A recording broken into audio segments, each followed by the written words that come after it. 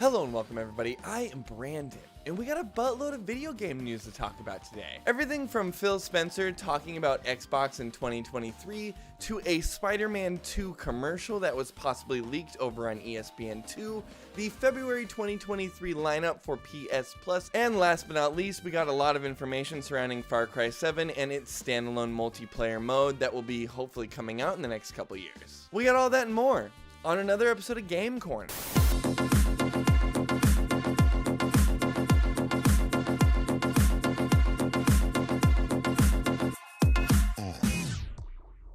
Thanks for joining me, everybody. If you like what I do, please like the video, subscribe to the channel if you'd like to see more, and I'll stop wasting your time. So like I said, we're starting off this weekend with a story behind Xbox and Phil Spencer. He actually did an interview with Kat Bailey over at IGN just a couple days ago. The reason this interview is so special is because it actually comes after this earnings report that we just got for Q2 from Xbox just earlier in the week, as well as getting huge reception from shadow dropping Hi-Fi Rush at their most recent Xbox showcase. So for context, Xbox's quarterly earnings for Q2 of 2023 just dropped earlier in the week, and this last quarter has been looking a little rough for Xbox. So as we can see from the official Xbox report, gaming revenue is down 13%, content and services 12%, and Xbox hardware is also down to 13%. So even though there was a really big hit to hardware this last quarter, I think the important information really lies in that Xbox content and services. I mean, we have to remember that Xbox hasn't really had anything as far as first-party lineups for this last year, and games like Pentiment and Hi-Fi Rush, as awesome as they are, just aren't system sellers. And as far as big system sellers go, like Halo Infinite, they're currently drowning in their own inability to create sustainable content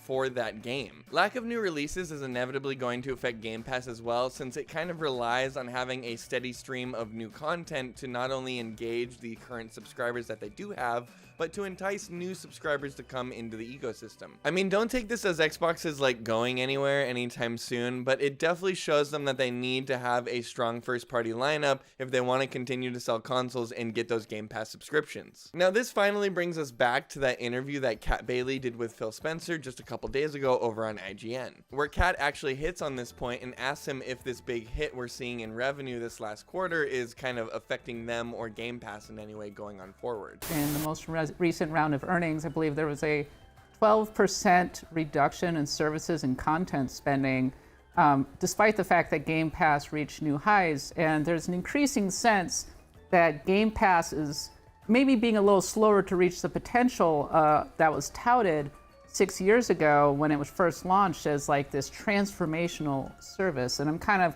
curious what your reaction is to that. All up, when we look at where the economy is and where the industry is going, given that the year prior we were still kind of a little bit into a COVID lockdown, some of the year-over-year comparisons for our industry, I think, will show some of those trends.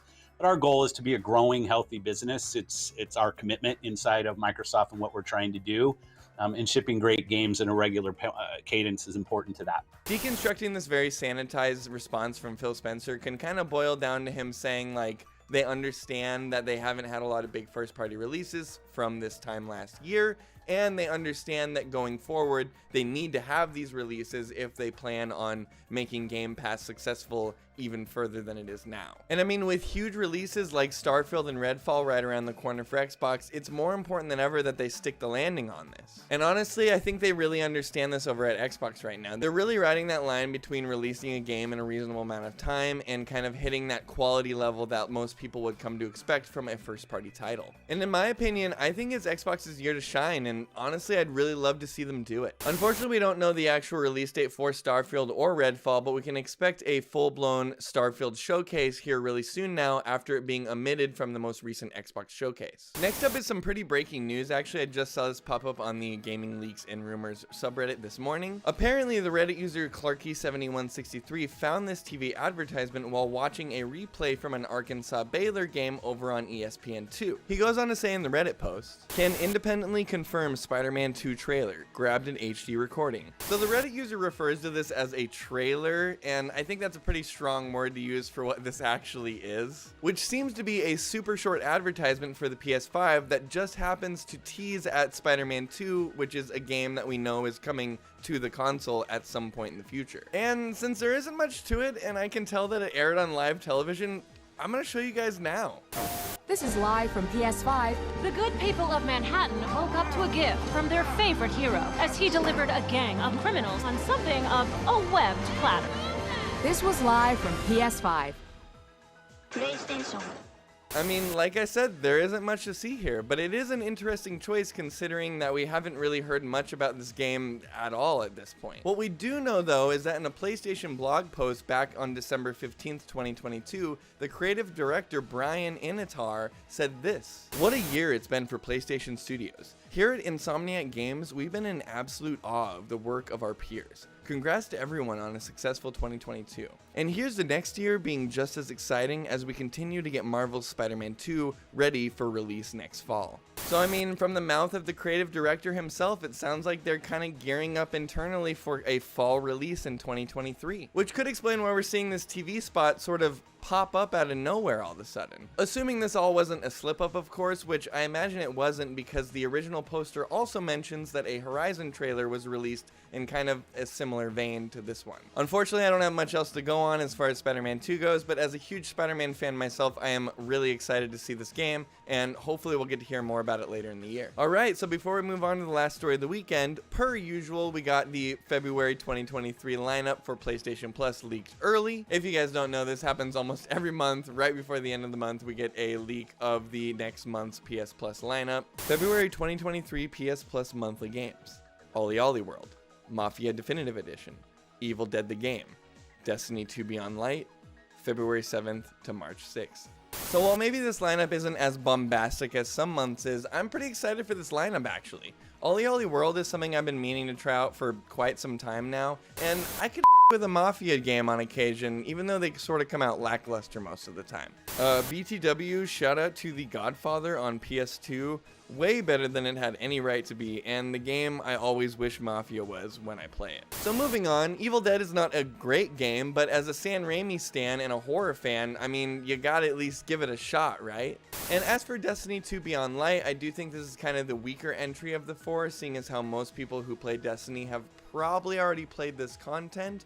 But if you haven't played it before or you're looking to get into Destiny again, this might be a good place to start. Last but not least, we got a bunch of news about Far Cry 7 and the possible standalone multiplayer experience that will be coming along with the game. So thanks to Insider Gaming, we actually have a bunch of new information about where Ubisoft is headed with the Far Cry series. As most of you know from the recent Ubisoft debacle, they're not exactly in a great place right now, so a lot of us have sort of been speculating on what's next for the company. From an upcoming restructuring to the underperformance of one of their biggest holiday games, Mario Rabbids Sparks of Hope, the company's looking to sort of shift things around to stay afloat. Ubisoft cancels 3 announced games, delays Skull and Bones for the 6th time. Ubisoft cancels 3 new games, cites economic challenges. Ubisoft cancels 3 more games, issues dire update. All this controversy got a lot of us thinking, what is Ubisoft gonna do next, dude? And apparently the answer is more Far Cry, bro. Insider Gaming reported on Thursday that the next single-player game in the Far Cry series is internally known as Project Blackbird, and that the standalone multiplayer component is internally called Project Maverick, born of a single game that was previously under the supervision of Dan Hay,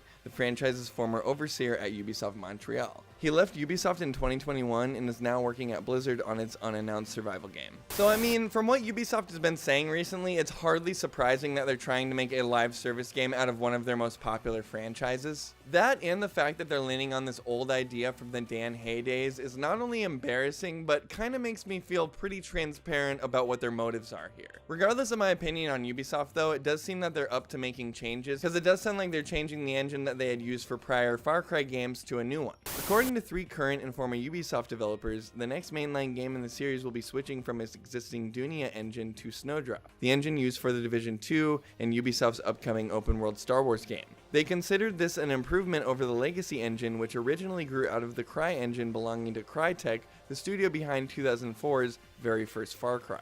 I can't say that an engine change is exactly what this series needs, but luckily we weren't left out in the cold too long, as Insider Gaming does have a little bit of information surrounding what we're going to be doing in the game and where it's going to be set. 2 sources who have requested to remain anonymous because they were not authorized to speak about company information have said that details are still slim, and Maverick has changed numerous times in the past year or so. However, Insider Gaming understands that the game is pitched as being set in the Alaskan wilderness and is currently an extraction-based shooter with mechanics such as permadeath, a backpack system, contracts, and more. Now, while the Alaskan wilderness does sound like a pretty kick-ass place to set a video game, kinda reminiscent of North Dakota and Far Cry 5, the gameplay here sounds like it could be a pretty slippery slope straight into a mediocre live service game. For now, we're gonna have to wait for like some real solid information about these games to come out, but from these sources it does sound like they're still about 2 years out now. It's understood that the games are still at least a couple of years away, with a tentative schedule release date of fall 2025. Despite the internal deadline though, the publisher's inconsistency with meeting such deadlines could suggest the game is even further out than that. Anyway, that's about all the Far Cry news I got for you guys today. Where are you guys at with this franchise, seeing as how the 6th entry was a little lackluster? And what about the rest of what we talked about today? Personally, I think Xbox is in one of their best positions they have been in years, and if they can actually deliver on what they've been promising is coming down the line this year, I think we're in for a big ol' Xbox treat. Anyway, thanks for watching.